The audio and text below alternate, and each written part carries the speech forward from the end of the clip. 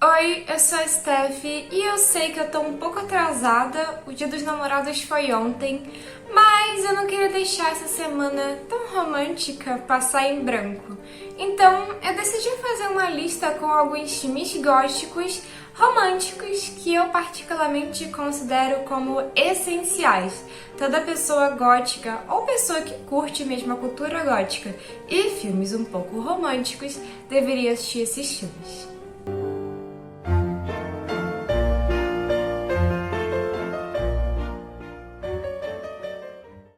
Primeiro de tudo, eu acho que é importante destacar que mesmo que os filmes dessa lista tenham vários elementos românticos, eles não são os únicos, tá? Então, alguns deles vão ter uma pegada um pouco de terror, um pouco mais de drama e também alguns assuntos mais profundos.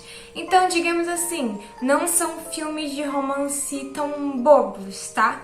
E outra coisa que eu também quero destacar pra vocês é que talvez essa lista não surpreenda tanto quanto outras minhas no quesito filmes desconhecidos, sabe? Porque ela é mais uma lista de essenciais do que, sei lá, filmes pouco conhecidos. Então, deixando isso de lado, vamos começar a falar sobre os filmes. O primeiro filme dessa lista é um clássico do Tim Burton, que é Edward Mãos de Tesoura, de 1990. Eu acredito que a maior parte de vocês já assistiram esse filme. Ele é um filme clássico, tanto gótico quanto um filme de Natal para algumas pessoas. Então, eu acredito que praticamente todo mundo já viu, principalmente quem é um pouco mais velho. Mas acreditem se quiser, tem algumas pessoas mais novas que nunca viram Edward Mãos de Tesoura. E pelo amor de Deus, por que você não viu esse filme ainda? Então, Edward Mãos de Tesoura é um filme que tem um ar muito inocente, muito puro e que eu amo esse filme demais. Ele é um filme muito especial pra mim. Eu lembro que na primeira vez que eu assisti ele, eu até chorei assistindo e acredito que alguns de vocês também. E talvez se eu assistir agora eu ainda chore um pouco. Mas enfim, ele é um filme muito sensível, muito bonito, mesmo tendo vários elementos um pouco dark. Esse filme é sobre o Edward, que é um humano não tão humano tentando virar um humano. É difícil de explicar assim. Ele foi criado e ele é meio que incompleto, ele ainda tá aprendendo a ser um ser humano, digamos assim. E aí ele é encontrado, coitado, abandonado sozinho, porque o criador dele faleceu antes de terminar de criar ele.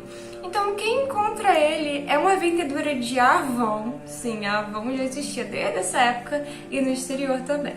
Então, ela leva ele pra casa pra poder tentar ajudar ele, porque ela encontra o coitado todo abandonado lá, tadinho. Nisso, ele vai ter que aprender a conviver com várias pessoas diferentes, mas principalmente com a filha dessa mulher, que é uma jovem que é toda carismática, alegre e tem toda uma vida social totalmente diferente da dele. E ele se apaixona por ela, só que é uma paixão muito inocente, tá? No começo, é óbvio, ela acha ele um completo estranho, afinal ele tem tesoura no lugar da mão. Mas aos poucos ela também começa a gostar dele e eles vão construindo um relacionamento que é muito inocente e muito bonito. Esse filme é basicamente isso, uma história que mesmo tendo alguns elementos um pouco dark, é muito bonita e inocente e eu amo demais esse filme. Então, eu considero ele um essencial. Todo gótico deveria ver esse filme, tanto pelo visual, mas também pela história, que é realmente muito fofa, apesar de ser um pouco trágica. O segundo filme dessa lista, alguns conhecem, outros nem tanto, e é o Fome de Viver, de 1983. É um filme que, sem dúvidas, é um dos filmes mais essenciais para quem é gótico, e ele vai abordar várias coisas diferentes. Ele não é um filme apenas romântico, e apesar de ter elementos românticos, em alguns aspectos, outros elementos até se superam, sinceramente. E sobre o que é Fome de Viver? Então, é sobre um casal de vampiros que sai pela noite ouvindo Bauhaus, atacando jovens inocentes por aí. Só que um problema surge para esse casal. Mesmo os dois sendo vampiros, aparentemente o cara começa a envelhecer. Um detalhe muito importante de destacar é que quem faz esse personagem é o Bowie. Então, se você gosta dele, uma baita oportunidade pra você é assistir esse filme, tá? Ele começa a envelhecer e eles começam a buscar métodos de reverter isso. Então esse filme ele vai ter alguns elementos um pouco esquisitos de ficção científica misturados com elementos clássicos de vampiro, e essa personagem é uma personagem bem enigmática, bem manipuladora, e eu acho ela bem interessante. Então o filme tem alguns momentos ali de romance, apesar de não ser o filme todo em si, mas é um filme bem interessante, principalmente para assistir à noite, num dia um pouco frio. Ele tem uma vibe muito única e esse filme é essencial. Todo gótico deveria ver esse filme pelo menos uma vezinha na vida, porque a trilha sonora dele tem música gótica, o visual dele é bem gótico, sabe? O elenco do filme é muito interessante e ele tem essa narrativa um pouco suspense e às vezes um pouco romântica. Então, essencial, sem dúvidas. Esse próximo filme eu acredito que todo mundo já assistiu, mas pra quem não assistiu, surpreendentemente ele tá disponível no YouTube. Não sei por quanto tempo, mas ele tá aqui no YouTube, que é Drácula de 1992, a minha versão preferida de Drácula. Eu sei que ela é um pouco controversa em alguns aspectos, mas essa versão mora no meu coração, eu não consigo evitar, eu amo demais esse filme. Já vi 1 zilhão de vezes, eu não me canso desse filme e tem tanta coisa pra falar sobre ele que daria um vídeo, acho que de 1 hora, sinceramente. Ele tem vários aspectos interessantes, o figurino, a trilha sonora. Esse filme é o máximo e eu acho que toda pessoa gótica deveria ver esse filme pelo menos uma vezinha na vida. Eu sei que alguns de vocês não gostam desse filme por ele ser um pouco distante do livro, mas vamos fingir que o livro não existe por um momento e apreciar esse filme como uma obra à parte, digamos, tá? Então, esse é um filme que, sem dúvida nenhuma, é um super essencial para todo gótico romântico. Porque esse é um filme que, mesmo tendo alguns elementos um pouco de ação e horror, ele é muito romântico, ele chega a ser cafona, sinceramente. Mas é um cafona que funciona, na minha opinião.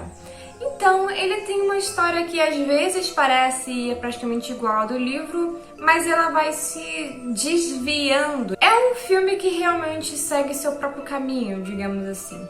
Então, por que esse filme é tão romântico e é tão essencial nessa lista? Porque ele tem um foco muito grande no Drácula e a Mina como um casal. E tem cenas incríveis, aquelas frases românticas do tipo: nossa, eu atravessei um... Você acredita que eu esqueci a frase? Acho que eu atravessei o que? O Oceano do Tempo?